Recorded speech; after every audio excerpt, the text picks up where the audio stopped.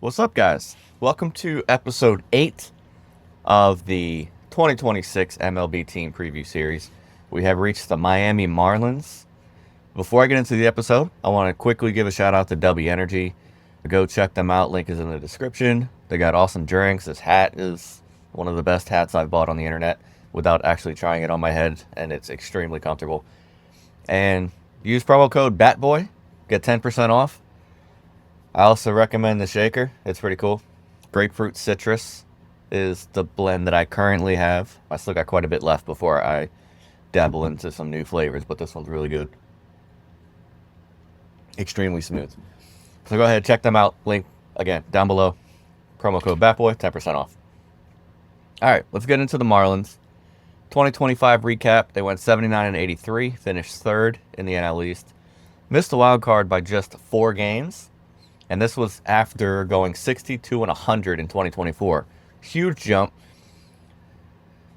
Notably by some players in particular that really accelerated this jump. That really facilitated this jump. They did really well. In a division that is pretty competitive, especially at the top with Atlanta, the Mets, and Philadelphia. Washington is improving slowly. Coming off their World Series win in 2019, they are improving. The rebuild's just moving kind of slowly. But I think Miami's poised to take another jump, potentially.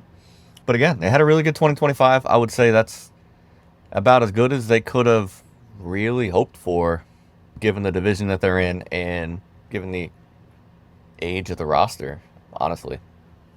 Atlanta obviously had a down year, which helped a little bit, but in a division with, like I said, Atlanta, Philly, and New York, that's a pretty good finish by the Marlins. Some of the transactions they made this offseason, notably trading Edward Cabrera, the starting pitcher, to the Cubs in exchange for Owen Casey, outfielding prospect from the Cubs. He was, I think, the highest rated prospect in the Cubs system. And then they also received relief pitcher Pete Fairbanks, infielder Christopher Morel, outfielder Esteury Ruiz. I always feel like I butcher his name, from the Dodgers. And then in addition to Edward Cabrera, they also traded Ryan Weathers to the Yankees and lost outfielders Joey Wiemer and Dane Myers to trades as well. So a lot of trading from this team. And that's common. This isn't a team that generally makes a lot of free agency moves. They usually build up their stars, a la Christian Yelich, a la Giancarlo Stanton, a la Marcelo Zuna, and then trade them off and try to rebuild. This isn't a big market team, so they have a hard time paying these guys.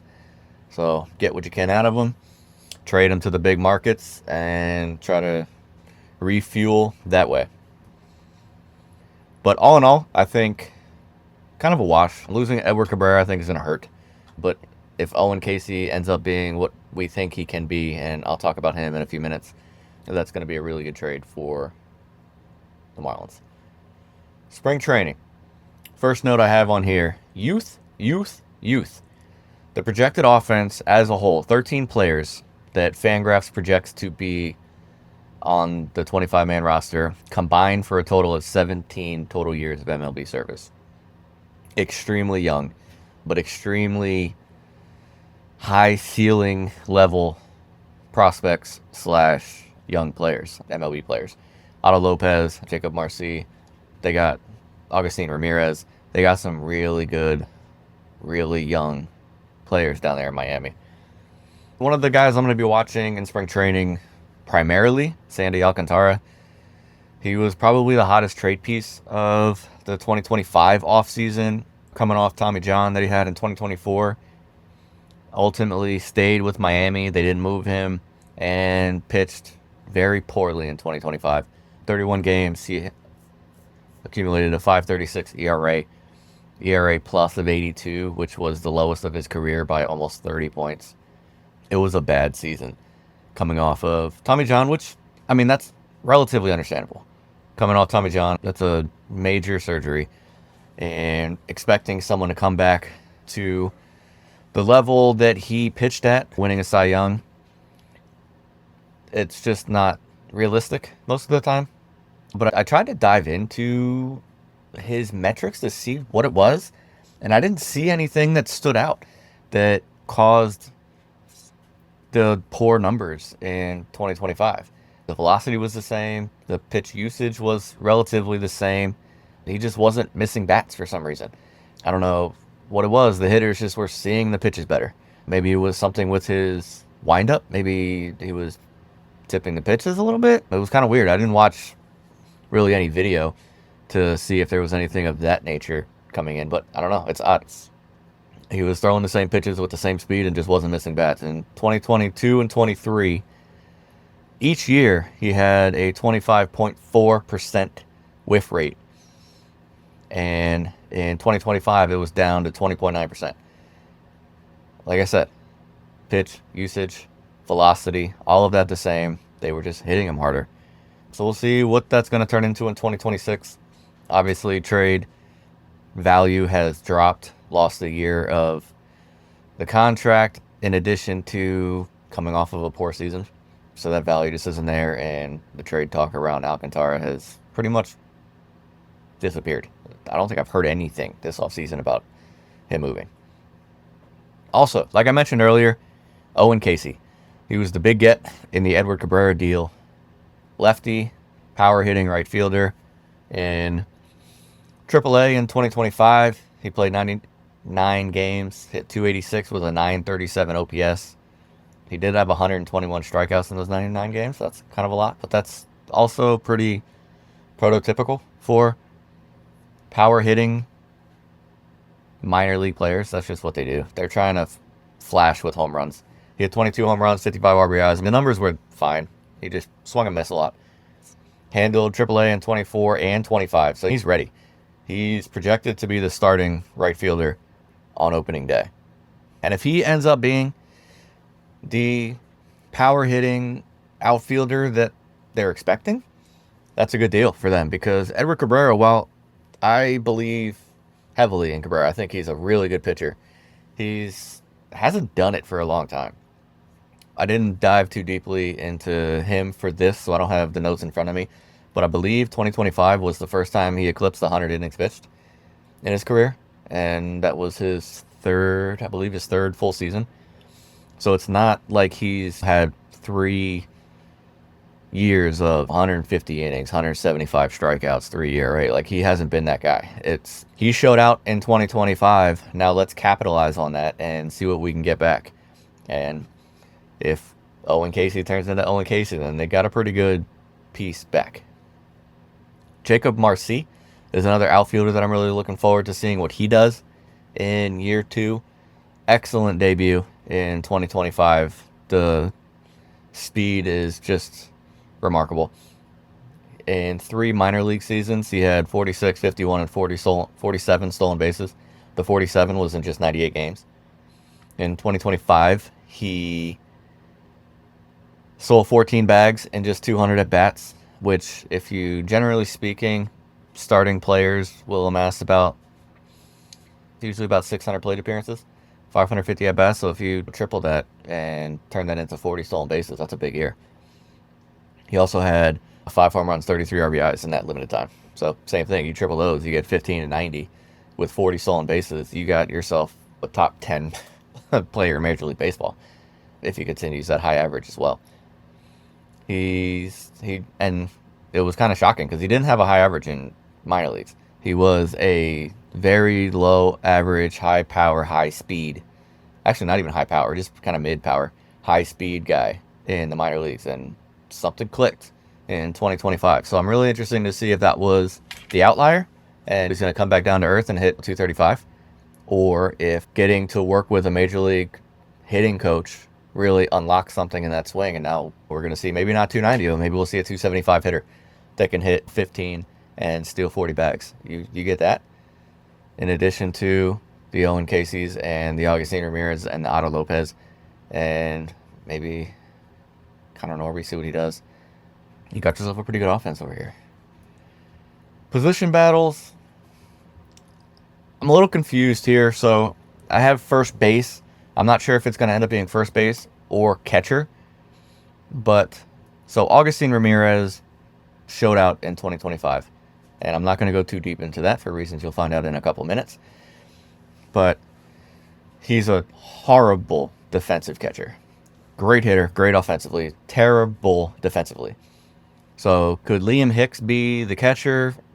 Augustine Ramirez can move to first. I mean, he's got the batting profile to work at first base.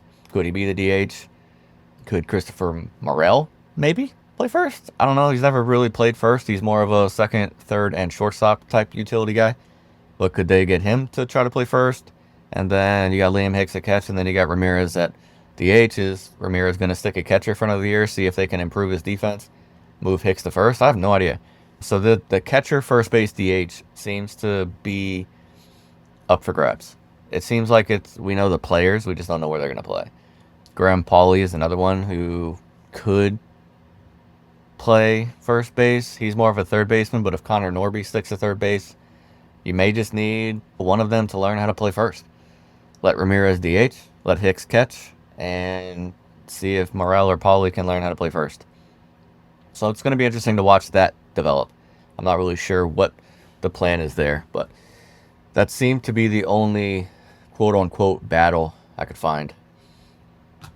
Player focus time, as I foreshadowed a minute ago. Augustine Ramirez is probably my favorite catcher in Major League Baseball right now. He's just so much fun to watch. I truly believe he's going to be the best offensive catcher in the sport before too long, with an asterisk that as long as he stays at catcher. He is, like I said, a defensive liability. He led the major leagues with 19 pass balls last year. It's got Gary Sanchez written all over it with speed. Power bat in the middle of the order. Awful defensively.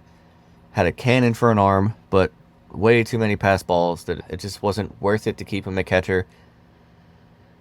Ramirez may be along the same path, but the bat is just undeniable. The bat is going to have to be in the order for this team. I would like to see a little bit more patience at the plate. He doesn't walk very much. He was in the 24th percentile in walk rate and the 60th percentile in strikeout rate. If we could find a little bit of middle ground there. I'm thinking maybe like 35 and 50, or if we can go like 40 and 45, somewhere in that range, that would turn him into one of the most dominant forces at the plate, whether it's catcher, first base, DH, doesn't matter. He'll be one of the most dominant hitters at the plate across Major League Baseball. Very interested to see how he follows up his 2025, where he really broke up. And I did mention he was Gary Sanchez with speed, but the speed is crazy. Being in 2025, he was essentially a full-time catcher. I think he DH'd about 20 games and then caught roughly 100. But 16 stolen bases while spending most of your time at catcher is wild. So letting him DH or play first could unlock 2020, 25-25 type potential out of a power position, which would be a luxury that not many teams have. 2026 outlook, promising. For lack of a better word, promising. As with all the teams now, we're getting into this section where they're playoff fringe type teams. Either they are older teams coming off of their playoff window, or they're younger teams entering their playoff window. I think pretty much from here on out, every team that I'm going to discuss has the potential to make the playoffs. And this one is one of the fun ones with the potential to make the playoffs because they're the young team coming up. They got a lot of young talent. I've already mentioned what they have on offense. I haven't even talked about Max Meyer, Thomas White, Robby Snelling, trio of pitchers that they have. 3 stud pitching prospects that are ready to be cut loose. Probably see 2 of them this year. Thomas White probably not, but we will see Max Meyer. And we might see Robby Snelling this year. If 2 of those 3 can hit, and the lineup takes the steps that we think that they're going to take, this team could be really good. I think Philadelphia still has a couple years left in their window, maybe 2 of their window with the roster as it is currently constructed. Miami could be ready to step right into that opening as Philadelphia starts to decline. Same with the Braves. And I don't even know what to make of their season last year. I know a lot of injuries and just underperformers, so I don't know, is their window over, or are they going to go back to normal this year? They've already lost 2 pitchers. We'll talk about them much further in the future. But Miami could be a team that's ready to take that step and enter into that conversation as a perennial playoff contender in the National League. That's all I got. Thank you guys for watching. Thank you guys for listening. Thank you for reacting and interacting with these posts. I really do appreciate it. Again, shout out to W Energy. Link is in the description. Promo code BATBOY, which I have right down here across the bottom of the screen. Promo code BATBOY. Get 10% off. I really do mean it. They have awesome stuff. I'm waiting for the cream and black hat to come back in stock because I really want that one, but the cream and red is nice. They also have a camo and an all black, which looks pretty sweet too. So go check them out. Promo code BATBOY, 10% off. We'll see you guys tomorrow.